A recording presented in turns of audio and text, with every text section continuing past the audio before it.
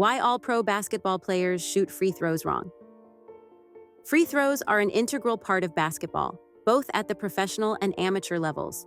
Whether you're a pro basketball player or a student fighting your way through gym class, you've probably had to shoot a free throw or two in your day, and odds are, you did it wrong unless your name is Rick Barry. This is because Rick Barry, a retired NBA player, revolutionized the free throw shooting technique with an unorthodox method that many have found effective, but few have adopted. Rick Barry's father was a semi-professional basketball player and coach, and when Rick was a kid, his father had an unusual idea to help him sink more free throws. Rick initially thought the technique looked pretty stupid, but decided to give it a try anyway. This decision turned out to be monumental for his career. Rick Barry retired from the NBA in 1980 with the highest free throw percentage the league had ever seen.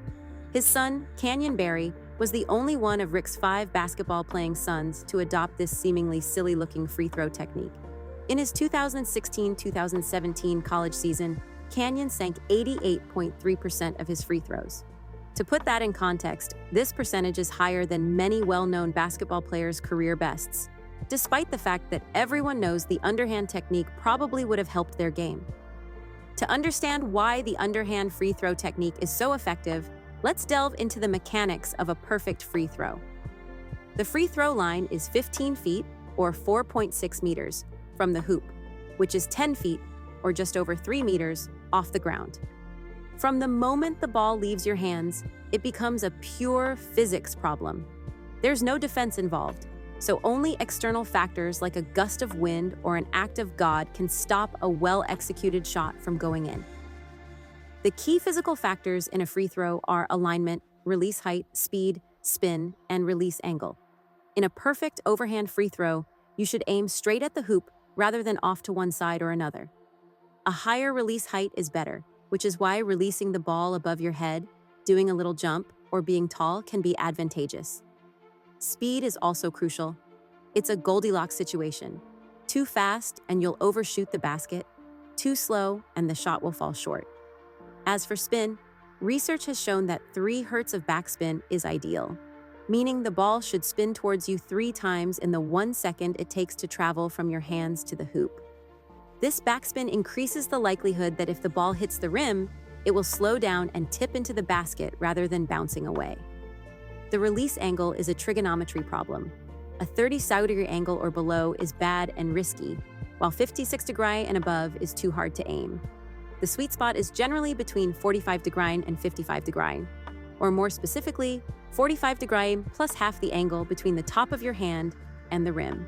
For instance, if you are a 5'5" YouTube writer with a limited vertical jump, you're probably releasing the ball about 6 feet 9 inches off the ground. This makes the angle between your hand and the hoop approximately 12.225 degrees, leading to an optimal launch angle of 51.1125 degrees. Despite all this technical information, a free throw isn't just a math problem, it's a human activity. The execution of a good free throw demands a complex, coordinated effort of various motor functions to produce a smooth motion. Any minor deviation, such as the ball rolling slightly on your hand or a misalignment of your elbow, can introduce a small force that throws the shot off course. This is why many basketball players have pre-shot routines to help their brains consistently go through the motions. Rick Barry, however, and later his son Canyon, realized there was an even better way to take some of the bodily variability out of free throws: shooting underhanded.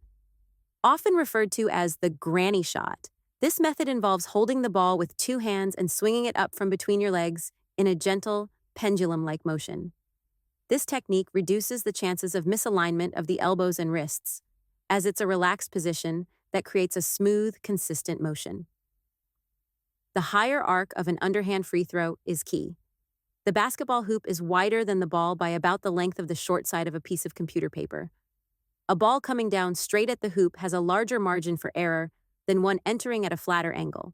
Hence, while the optimal angle for an overhand free throw is about 51 degrees, the underhand throw naturally creates a higher angle, making it more forgiving for small misalignments. Rick Barry claims that players he trained could get their free throw percentages into the 65–70% range with just a bit of practice using the underhand technique. In the 1961-1962 season, Basketball legend Wilt Chamberlain, notorious for his poor free throw shooting, tried the underhand technique and improved his free throw percentage to over 61%, his highest ever. That same season, Chamberlain became the first and still the only NBA player to score 100 points in a single game, making 28 of 32 free throws underhanded during that game. Despite this success, he reverted to the overhand shot afterward, and his free throw statistics declined once more. Why, then, do so many basketball players refuse to adopt the underhand technique despite its proven benefits? The answer largely lies in aesthetics and tradition. The underhand shot, often called the granny shot, looks silly and unmanly to many players. Even Rick Barry hesitated when his father first suggested it. This reluctance is compounded by the fact that players have been training with the overhand shot their entire lives, and changing their technique might only marginally improve their game. However, these marginal points could add up significantly over a career. Amy, an outside correspondent, was tasked with shooting 200 free throws, 100 overhand and 100 underhand, to compare the techniques. While her results were inconclusive due to her lack of skill, they highlighted that unskilled players might find the underhand shot harder to aim.